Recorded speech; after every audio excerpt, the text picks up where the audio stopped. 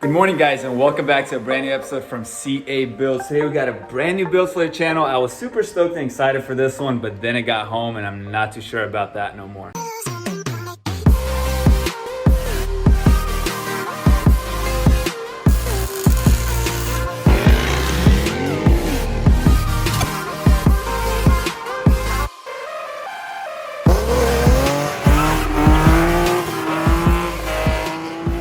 We got a 2013 Audi S5 from Copart. It was a pretty sketchy buy because the car didn't turn on, the ignition didn't work, and I didn't know the miles of the car. But it was an insurance company that was selling this, so I just took the risk, got it, and let's see what we got.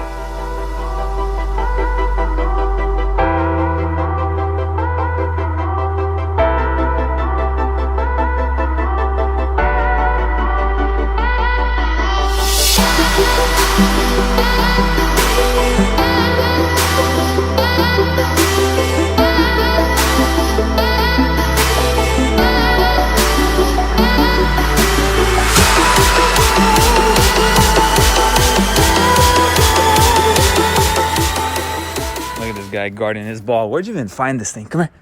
Come here. Set. Drop it. Good boy. Go get it.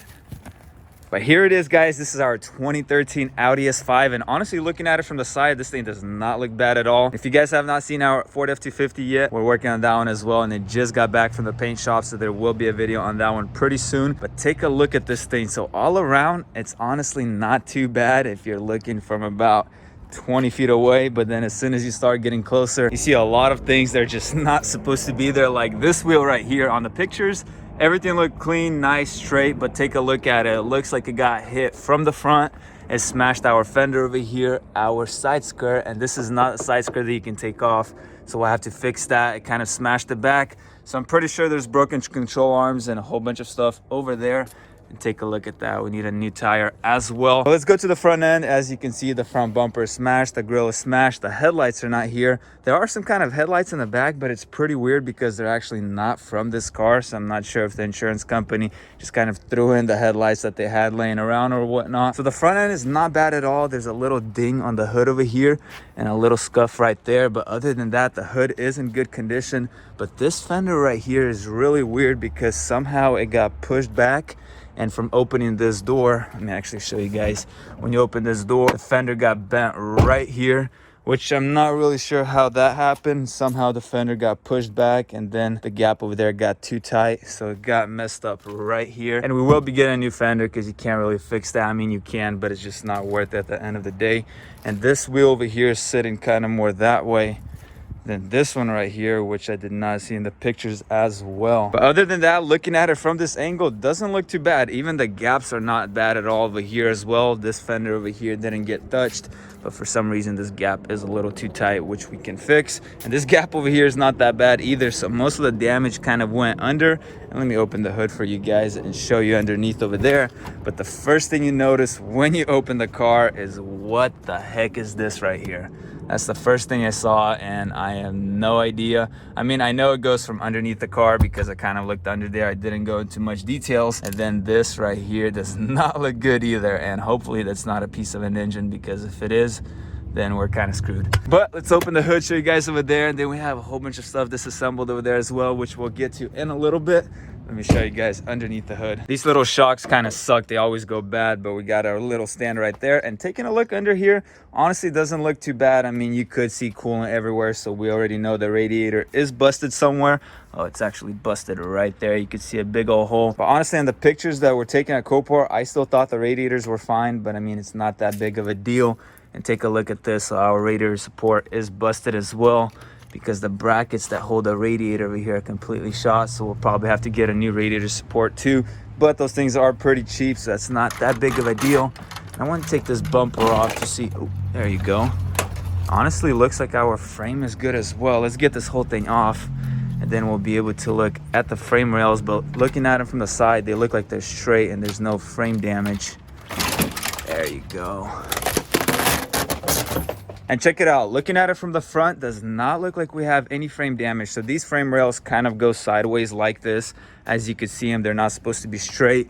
And this rebar is supposed to be like this. We did an Audi S4 on the channel before, and the front end is pretty much identical. There's not much here that is different.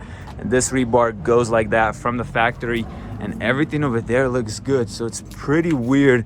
What I think is basically it hit it from the bottom, and that's why it broke the support right here, and it broke the radiators, and everything kind of went down, which is fine. I mean, all these parts over here are pretty cheap, but the only thing is I looked under there and it looks like we have a whole bunch of damage underneath the car, which I did not know about. So I'll pick up the car in just a little bit and we'll go into details. But the reason the car is a little slanted because that back wheel is flat over there. Let's actually go take a look at it right here. And it's pretty weird because somewhere here I saw a big old hole. There it is.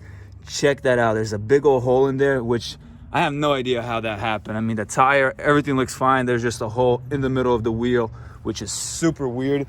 But all around, this thing is not that bad. Like the backside, everything is nice and clean. Everything is basically on the front end and of course underneath the car, but we'll go into that in a little bit. I'll pick up the car and we'll see exactly what's going on over there. What I want to do now is throw on that battery right there because our old one did die. I'm going to throw it in the car and just see what works and what does not, because there is a whole bunch of stuff right here that's taken apart. Like all of this over here is all disassembled. I'm gonna put it all together. It's probably for them to put it in neutral because for some reason they couldn't get the ignition on, so they took everything apart over here. But we'll throw the battery on and probably put this all together and just see what's going on over here.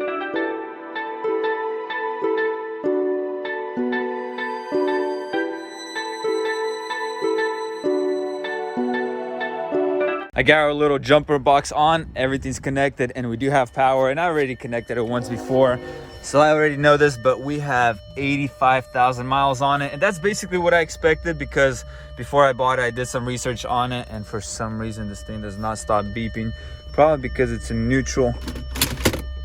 No, it's still beeping for whatever reason, but it has 85,000 miles.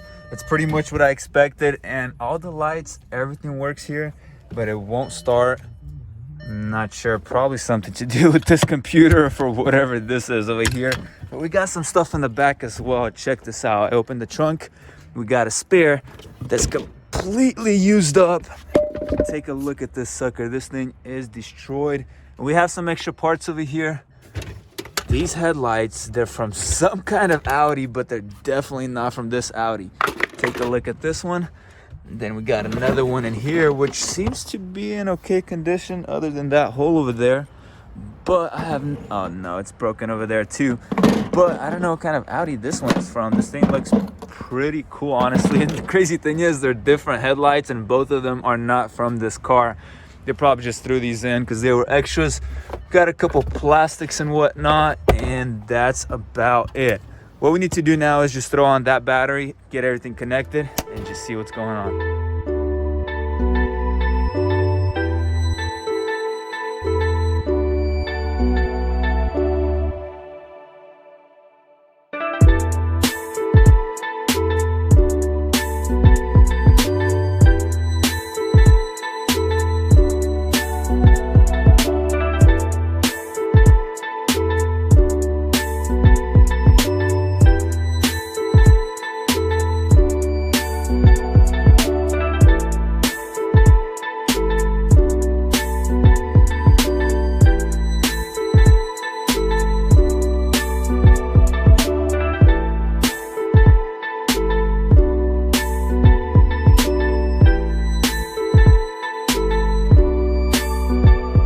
Alrighty guys, check it out. Our battery, everything's on. I got all of this assembled right here, even though we'll still need to get a new spare.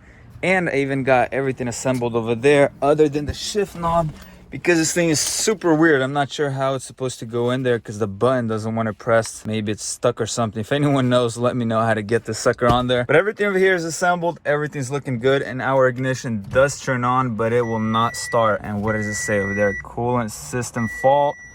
And that's about it. Everything over here works from what it looks like, and we're missing a little button over here that we'll have to buy as well. And look what else we got here. Someone left their goodies in here. Tyson, want it? Yeah, you can have it. All right, go. And whatever the heck this is too. They were probably on some good stuff when they crashed. Yeah, buddy? Oh yeah. What I want to do now is go pick this sucker up. I'm going to throw some jacks underneath the car, pick it up and see exactly what's going on underneath over there. I know there's more damage under there, so let's go get some jacks and pick this sucker up.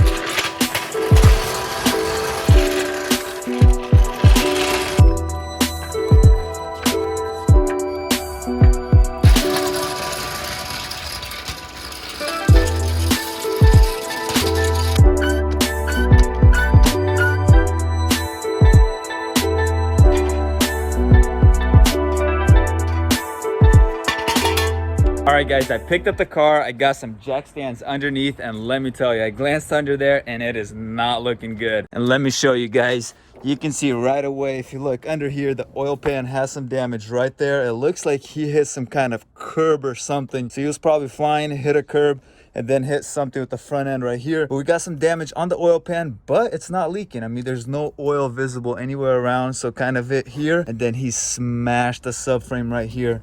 You can see it over here, the sway bar, the link. And then over here, our sway bar link got completely broken. And check this thing out. So this is supposed to be connected right there. That's the sway bar, and it completely ripped off. And the sway bar, all the suspension moved that way. So that means all these control arms, all of this is probably tweaked. But that's not the worst part. Check it out right here. So this right here is our rack and pinion, and that's the computer that was inside the car. It's supposed to be on the rack and pinion right here because it is electric. And check it out, everything's completely destroyed underneath over here. All these plugs and everything is completely ripped out. No. Sorry for this bad camera quality, guys. I'm just trying to show you guys what I see underneath over here. But check that out, I didn't even see that. So that right there is actually the engine. So that's where the engine, the transmission connects, and it is broken too. There's a hole in there. Man, that sucks.